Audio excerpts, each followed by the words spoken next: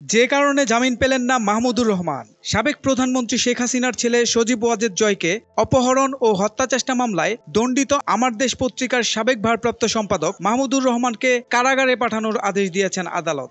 আজ রবিবার বেলা 11টায় তিনি ঢাকার সিএমএম আদালতে আত্মসমর্পণ করে জামিনের প্রার্থনা করেন। ঢাকার অতিরিক্ত মেট্রোপলিটন ম্যাজিস্ট্রেট মাহবুবুল হক জামিনের আবেদন নামঞ্জুর করে তাকে কারাগারে পাঠানোর আদেশ দেন।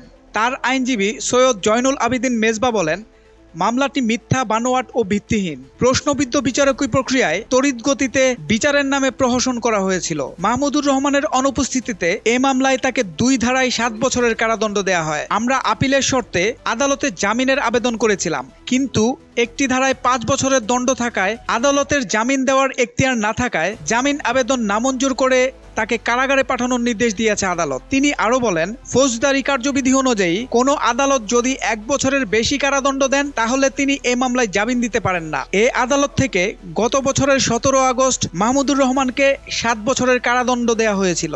এক ধারায় 5 বছর, আরেক ধারায় 2 বছরের কারাদণ্ড দেওয়া হয়। ফৌজদারি কার্যবিধি অনুযায়ী এ আদালত এ মামলায় জামিন দিতে পারেন না। আমরা অতি দ্রুত মহানগর দায়রা আদালতে মাহমুদুর রহমানের জামিন আবেদন করব।